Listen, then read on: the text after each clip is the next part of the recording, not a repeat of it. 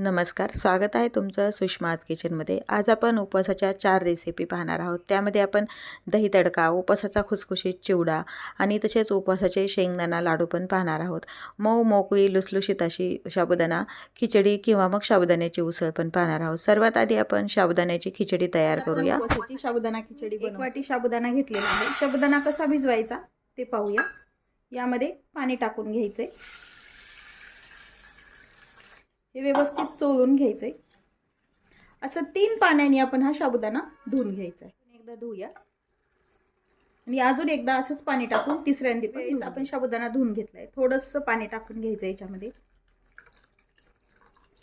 साधारण साबुदाण्यामध्ये असं अर्धा इंच तरी पाणी वरती राहील अशा पद्धतीने साबुदाणा भिजून घ्यायचा आहे। 7 ते 8 तास किंवा 2 ते 3 तास पण आपण साबुदाणा भिजवला तरी हा व्यवस्थित साबुदाणा भिजून घ्यायचा आहे। साबुदाणा कसा भिजवायचा ते बघितला, पण माझ्याकडे ऑलरेडीच भिजवलेला साबुदाणा आहे, त्याची मी तुम्हाला खिचडी करून दाखवते। उसळ साबुदाण्याचा साबुदाणा भिजवलाय तसाच हा साबुदाणा मी भिजवलेला आहे। पाहू शकता तुम्ही किती मोकळा मोकळा एकदम साबुदाणा आणि छान असा भिजला गेलाय, मऊ एकदम। यामध्ये आपण जाडसर वाटून घेतलेलं शेंगदाण्याचं कूट टाकून घेतोय। माझ्या हाताने स्किप झाला व्हिडिओ, त्यामुळे मी पुन्हा सांगतेय। पुरतं मीठ टाकून घ्यायचंय, थोडीशी चिमूटभर साखर।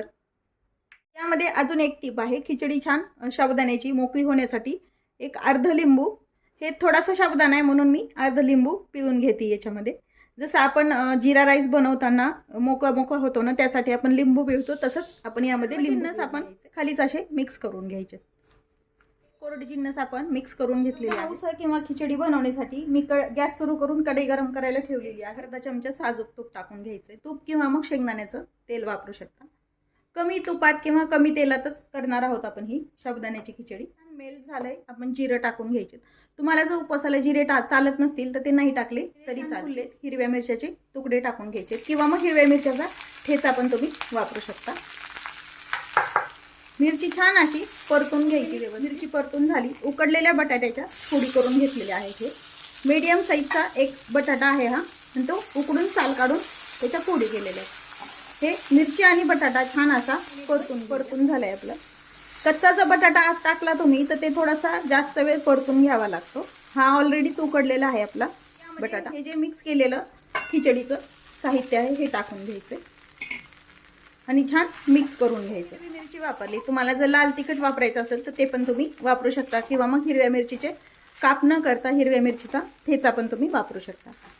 आता हे छान आपण मिक्स करून घेऊन टाकून एक 5 मिनिट याला छान गॅस एकदम कमी ठेवायचा। 5 मिनिट झाले, एकदा पाहूया आणि सर्व ही खिचडी पुन्हा एकदा मिक्स करून घ्यायची। काही ठिकाणी साबुदाण्याच्या उसळ पण म्हणतात याला, आणि काही ठिकाणी साबुदाण्याची खिचडी म्हणतात। आता हे मिक्स करून घेतलंय आपण टाकून 1-2 मिनिट आपण छान वाफ येऊ द्यायची।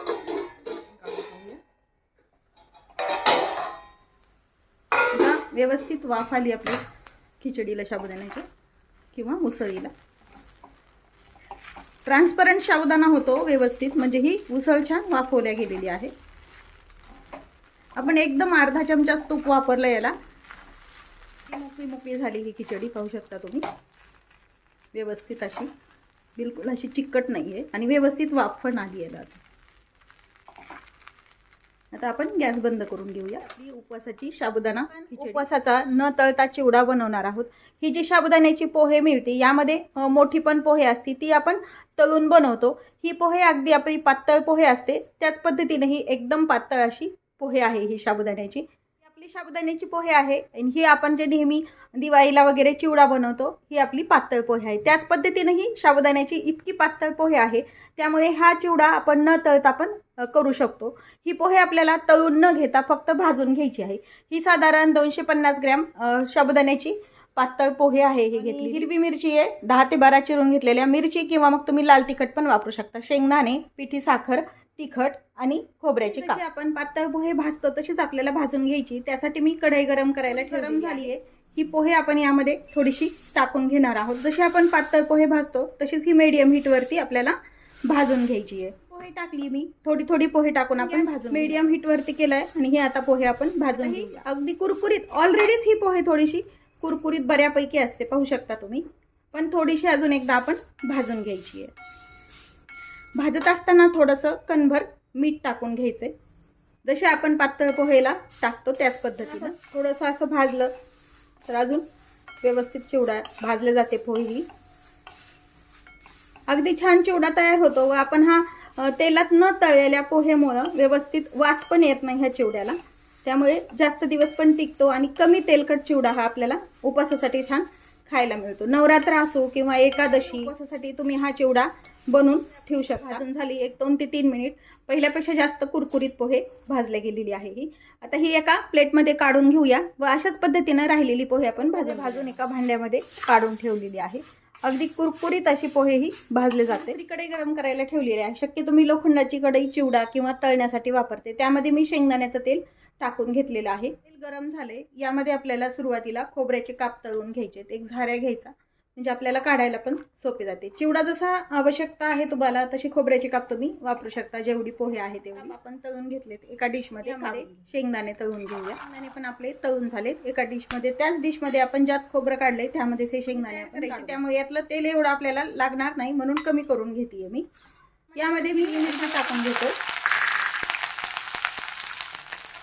हिरवी मिरची छान अशी अगदी खुसखुशीत होईपर्यंत तळल्या गेली पाहिजे, म्हणजे चिवडा हा नरम पडत नाही. कोणताही चिवडा बनवताना हिरवी मिरची व्यवस्थित तळल्या गेलेली आवश्यक आहे. थोडीशी तळत आली, यामध्ये मी जिरे टाकते. जिरे जर आधी टाकले तर एकदम करपले जातात मिरची तळेपर्यंत, म्हणून मी नंतर टाकते. आधी टाकले तरी चालतात, कारण जिरे व्यवस्थित नंतर टाकले तरी तडकतात व्यवस्थित.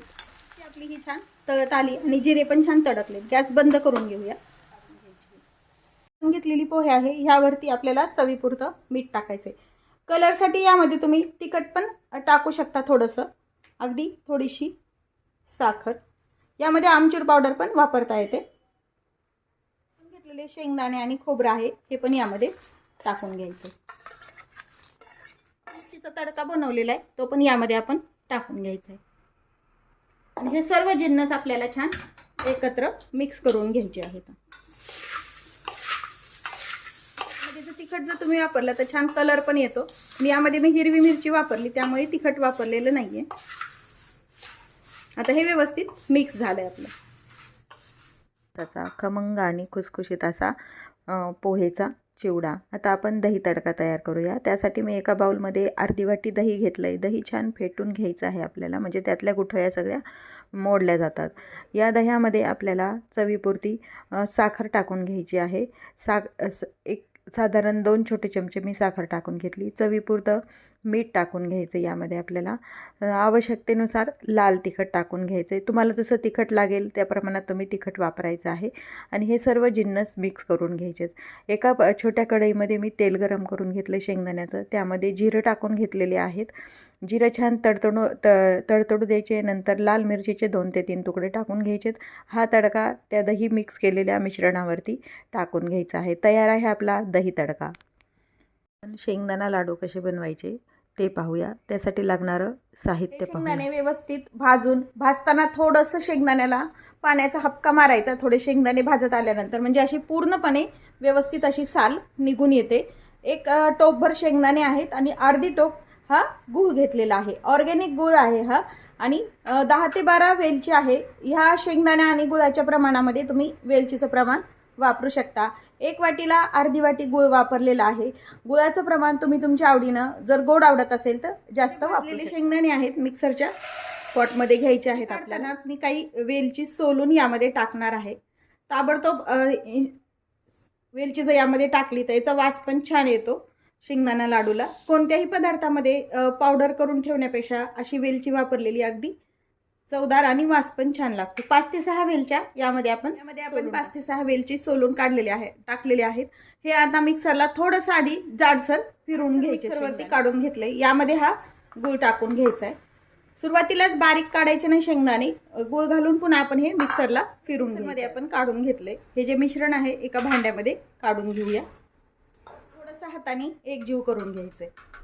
शेंगदाणे छान खमंग भाजले गेलेले आहेत व साल व्यवस्थित निघाल्यामुळे हे छान आपले लाडूला कलर पण छान येतो. आणि याच्यात आपल्याला लाडू बनवून घ्यायचे. हे व्यवस्थित एकजीव झालंय शेंगदाण्याचा कूट आणि आपला जो गूळ घातलेला आहे तो. वेलची आपण इन्स्टंट घातल्यामुळे, ताबडतोब सोलून घातल्यामुळे वास पण छान येतोय त्याचा. याच्यामध्ये तूप वगैरे आपण काहीही वापरणार नाही आहोत. अगदी छान लाडू हे तयार होतात व छान महिनाभर व्यवस्थित टिकतात. लाडू बांधून घेऊया. तुम्हाला जसे हवे तसे छोटे मोठे तुम्ही याचे लाडू बनवायचे आहेत. यामध्ये हवे असतील तर तुम्ही ड्रायफ्रुट्स पण टाकू शकता. असे आपण सर्व आता शेंगदाण्याचे लाडू तयार करून घेऊया. तयार आहेत आपले उपवासाचे शेंगदाणा लाडू. अगदी मऊसूत लाडू तयार होतात हे आणि झटपट तयार होतात. एकादशी असो किंवा कोणताही उपवास असो त्यासाठी हे लाडू तुम्ही बनवून अगदी महिनाभर पण टिकतात. आपण उपवासाचे 4ही पदार्थ तयार करून घेतलेले आहेत. साबुदाणा खिचडी, तसेच उपवासाचा चिवडा आणि लाडू, आणि त्यासोबतच आपण दही तडका पण तयार केलेला आहे. हा दही तडका बनवलेला आहे तो तुम्ही उपवासाच्या डोसा, इडली तसेच पराठ्यासोबत पण तुम्ही खाऊ शकता.